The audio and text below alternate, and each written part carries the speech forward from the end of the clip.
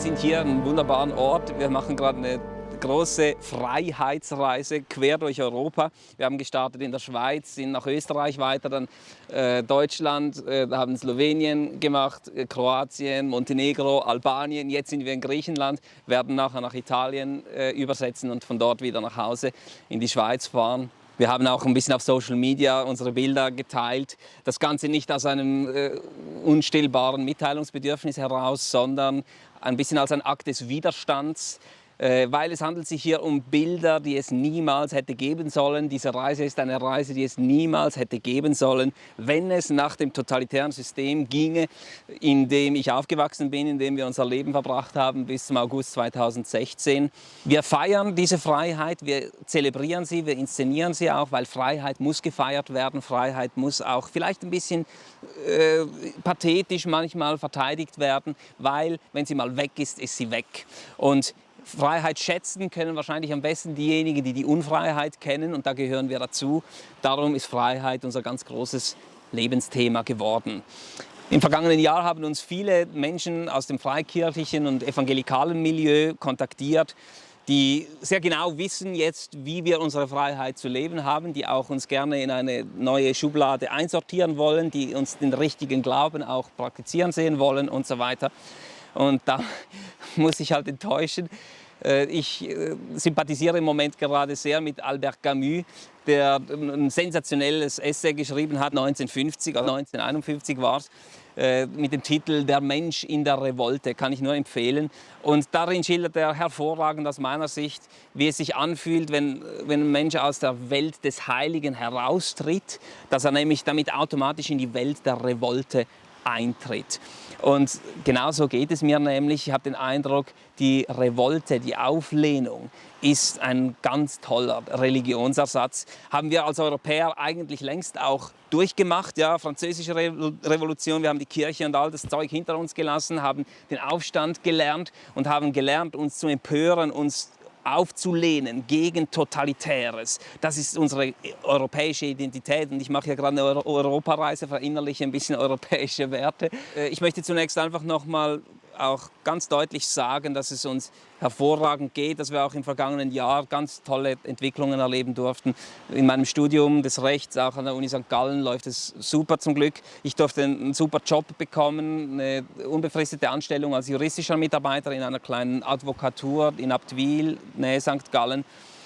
Und fühle mich absolut wohl dort. Auch Mia hat hervorragend gearbeitet, wahnsinnig geleistet in den letzten Monaten und Jahren. Wird jetzt dann auch noch mal eine Weiterbildung auch starten ab September. Auch, dass wir diese Reise hier machen können, zeigt, dass es uns gut geht, dass wir auch die Früchte unserer Arbeit ernten. Es war viel Arbeit, wir haben sehr viel, vielleicht zu viel gearbeitet, aber wir kompensieren das jetzt und genießen die Freiheit auch, die uns gegeben ist und sind so dankbar, dass wir das machen dürfen.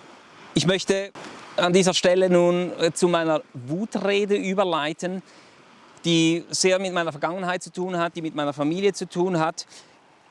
Sie gründet auf einer Rede von Alfred Escher aus dem Jahr 1850. Ich bin über diese Rede gestolpert in meinem Studium im vergangenen Jahr und sie hat mich elektrisiert, sie hat mich begeistert, sie hat mich vielleicht beauftragt, wie auch immer. Und ich möchte da aus dieser Rede vorlesen. Ich habe sie ein bisschen gekürzt, ein bisschen eingedeutscht und ich werde zum Schluss dann den Originalwortlaut abdrucken. Alfred Escher ist eine absolute Legende, eine freisinnige Legende der Schweiz, ein Gründervater unseres Bundesstaates. Bundesstaatsgründung 1848, ganz wichtiges Datum, ich würde sagen wichtiger als 1291 für die Schweiz. Vorher war die Schweiz ein Armenhaus und zerstückelt, Flickenteppich, Kantönligeist. Jeder Kanton war sein eigenes Königreich und fühlte sich besser als der andere. Mit der Bundesstaatsgründung wurde die Schweiz wirklich nach vorne katapultiert. Das hat den Wohlstand und unsere Freiheit begründet, die wir heute so hochschätzen. Ja.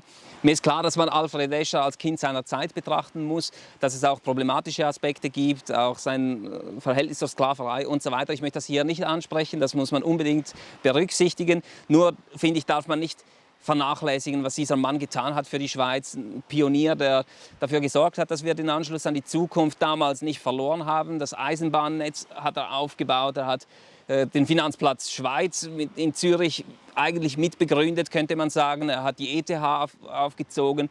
Er war politisch dermaßen einflussreich, dass es zum Schluss einen Putsch brauchte, um das System Escher wieder zu entfernen. Und auch das hat unglaublich befruchtend gewirkt für die Schweiz, hat dazu beigetragen, dass wir heute weltweit einmalige direktdemokratische Instrumente haben, um die uns wirklich die Welt beneidet. Alfred Escher hat eine Rede gehalten 1850 im April vor einer Kulisse, die eher bedrohlich war. Die Schweiz war damals umzingelt von Monarchien, von großen Mächten, die rückwärts gewandt waren, die möglichst die alte Ordnung, das Ancien Regime wiederherstellen wollten, also die Ordnung vor der Französischen Revolution, weil man halt ein bisschen Überdosis hatte davon mit Napoleon nachher und so weiter.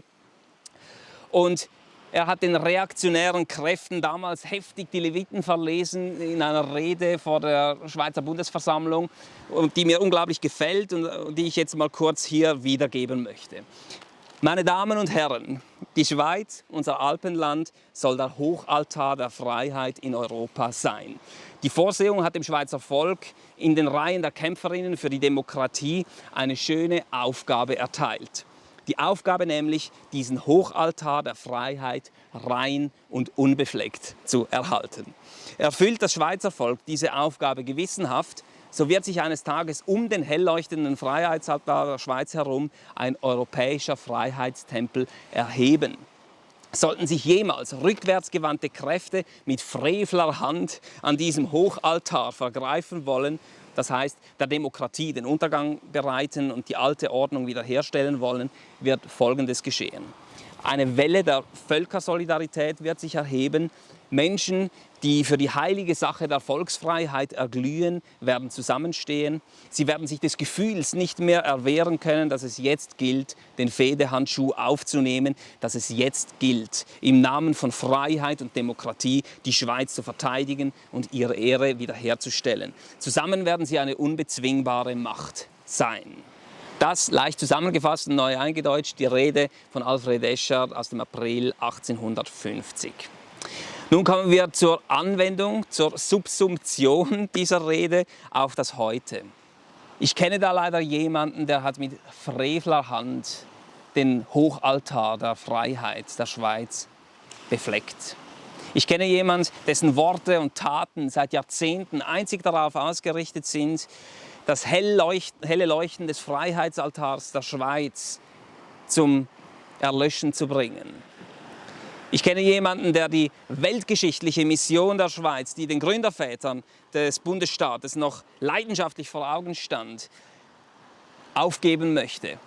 Die Mission nämlich, eine Leuchtfackel der Freiheit und der Demokratie für die Welt zu sein. Die Mission, ein Modell der europäischen Einigung zu sein. Die Mission, ein Modell der Vereinigten Staaten von Europa zu sein. Diese Mission soll preisgegeben werden. Mein Vater, mein Erzeuger, leider, ist der Mann, der unermüdlich darauf hinarbeitet, Menschen in die Diktatur aufzurufen. Diktatur sei die wahre Form. Am besten solle man sich seiner Diktatur unterwerfen. Freiheit sei ohnehin ein untaugliches Konzept, nicht kompatibel mit Gottes Schöpfung. Er behauptet, die Demokratie sei eine verschwörerische Strategie geheimer Schattenmächte gewesen, ein Taschenspielertrick, ein Betrug von verschwörerischen Mächten eingeführt zur Kontrolle der Massen. Damit hat mein Vater das Vermächtnis ganzer Generationen und großartiger Geister wie Alfred Escher, Theodor Kurti, Karl Bürkli, um nur 3 stellvertretend zu nennen, mit Füßen getreten und bespuckt. Er hat den Hochaltar der Freiheit befleckt. Escher hat gesagt, es ist die schöne Aufgabe des Schweizer Volkes, den Hochaltar rein und unbefleckt zu behalten. Ob diese Aufgabe so schön ist, sei jetzt mal dahingestellt.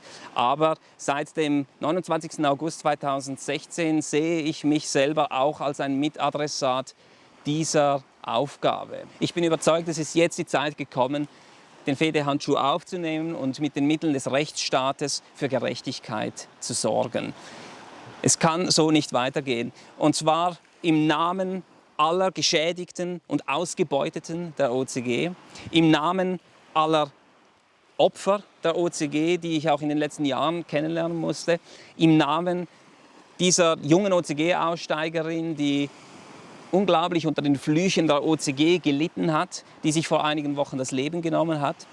Im Namen aller gezüchtigten Kinder der OCG, im Namen von Freiheit und Demokratie ist jetzt die Zeit da, für Gerechtigkeit einzustehen. Ich möchte mich daran beteiligen. Keine Sorge, ich werde keine Sekte gründen, sollte man mit meinem Nachnamen besser bleiben lassen. Ja. Ich werde als Einzelkämpfer unterwegs sein, aber als solidarischer Einzelkämpfer. Und das ist es, worauf es ankommt.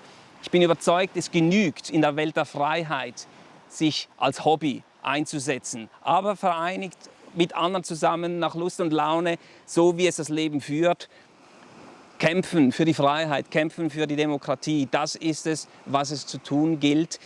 Wenn wir bestehen wollen, auch im Großen bin ich davon überzeugt, Russland, China, große Weltmächte fordern unser Konzept, unser europäisches Konzept der Freiheit heraus. Wenn wir nicht bereit sind, dafür zu kämpfen, werden wir es verlieren. Und darum sehe ich das auch in einem größeren Kontext. Ich gebe hier meinen kleinen Teil dafür und werde nicht vergessen, die Freiheit selber zu gebrauchen. Ich werde dabei nicht vergessen, die Freiheit zu genießen, die Freiheit auszuleben, denn wenn die Freiheit nicht gebraucht wird, geht sie verloren. In diesem Sinne wünsche ich allen eine tolle Zeit. Genießt eure Freiheit, verantwortungsvoll, wenn es geht, weil nur das hat Zukunft.